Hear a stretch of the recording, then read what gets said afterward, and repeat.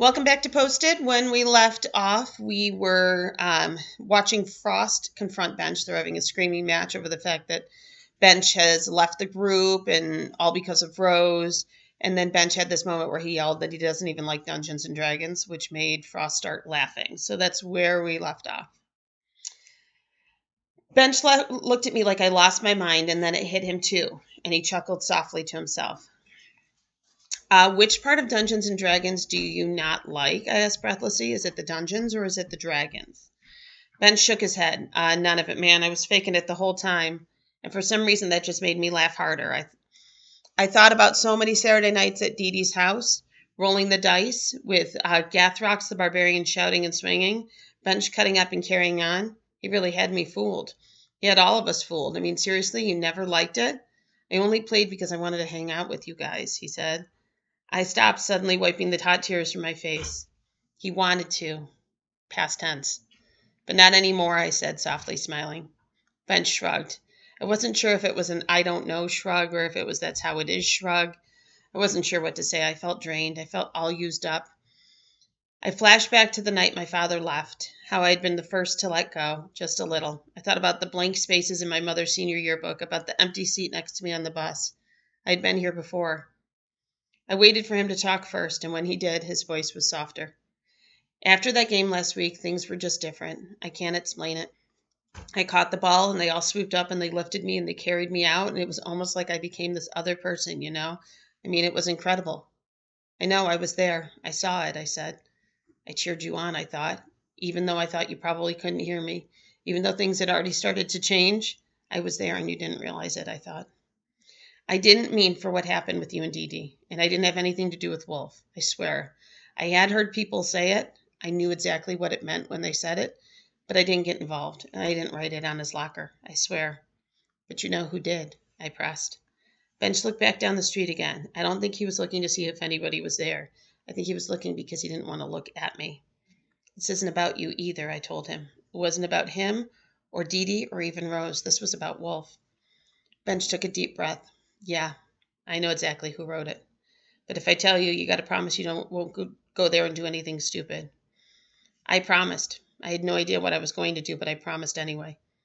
All right, he said, and even though there wasn't another soul around, Bench leaned in to whisper in my ear. And the next chapter is called The Response. I knew who left that message on Wolf's locker, and I spent the whole weekend thinking of ways to break my promise to Bench, the promise to not do anything stupid. I spent the whole weekend dreaming of breaking Jason Baker's jaw. People say things, and when you're part of certain circles, you hear them. Jason had been the one who came up with the phrase, and then he bragged to one too many people that it was his idea, and Bench was close enough to hear. I mean, it wasn't a revelation. Jason had been nudging Wolf for as long as I could remember. All off the cuff, in the moment stuff to get a laugh out of his friends. But the locker, this felt different somehow. Premeditated and purposeful and permanent in a way that the other comments hadn't been, which had me premeditating on how to go and punch Jason right in the mouth. It was either that or rat him out to the principal, although I wasn't sure what that would accomplish. I mean, there were no more notes. There's nothing I could write on Jason's locker that would hurt him half as bad as he had hurted Wolf.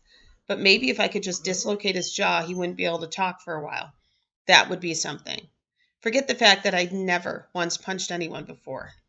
Not like Rose. I Googled how to do it just in case. Strike with your knuckles, don't tuck your thumb inside, put your hips into it.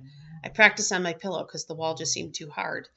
At least he wouldn't see it coming. No way Jason Baker would expect the poet of Branton to take a swing at him. It probably wouldn't fix anything, not in the long term, but I was pretty sure it would make me feel better. And hopefully not just me. It had been a miserable couple of days. When I wasn't dreaming of flattening Jason's lip, I was leaving phone messages for Wolf that he never responded to. Sending him emails he didn't reply back to, seeing him again and again, his face salt-streaked with dried tears, standing in his backyard, destroying planes and ships and telling me to go away. It was the big split all over again, and I couldn't help but feel like I was on the verge of losing two friends at once, which only made me want to hit somebody harder. I wanted to go and knock on Wolf's door, but I was afraid he wouldn't let me in, and then I was afraid of what I would say if he did.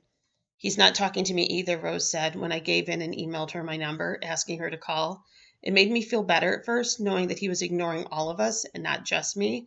But then it made me feel worse because I realized he was shutting everybody out. We just need to give him some space, I think. And in the meantime, I thought we need to protect each other from the wolves. I sat on the bus that Monday morning, making and unmaking fists and grimacing at the gray sky that had been threatening rain for days and was finally fulfilling his promise, weighing the pros and cons, knowing I'd probably get suspended if I started a fight, wondering if I had the guts to even go through with it. I blocked out the people around me, and I didn't even realize the bus had stopped for a train and was running 10 minutes later than normal. I played the whole scene out in slow motion, picturing the exact moment of impact, Jason's skin rippling around his cheek, counting the individual drops of spit spraying from his soon-to-be split lips. I couldn't stop imagining it, because when I did, I just came back to Wolf standing in his backyard with his baseball bat in his hand, telling me nothing would ever change. Too many things had changed already. The bus pulled up, and I fought down the urge to vomit as I stepped out into the rain, walking into school with my head down, hoping to avoid everyone I knew, Dee Dee, Rose, even Bench. I was afraid they would try to stop me. As soon as I entered, though, I sensed it. The hum. I saw the crowd of students spilling into the main foyer from the hall. Even though the first bell had rung and everybody should already be heading to class, instead they were all funneling to the same place, whispering, tugging on each other to hurry. Whatever it was, it had to be really serious. I followed the buzzing crowd around and found myself swallowed by a hive of students, all crammed together, all staring at the same thing, and suddenly I felt lightheaded. I put a hand against the wall to steady myself. It was Wolf's locker. It was newly painted. It was a brighter blue than all the other, what you could see of it anyway. I caught sight of Rose near the front of the horde, towering over the students next to her, with Dee Dee at her shoulders. She saw me on my tiptoes, and she beckoned me over to look. I pushed my way through until I was standing beside them both, right in front of locker B78, except you couldn't see the locker number anymore because of the Post-it notes.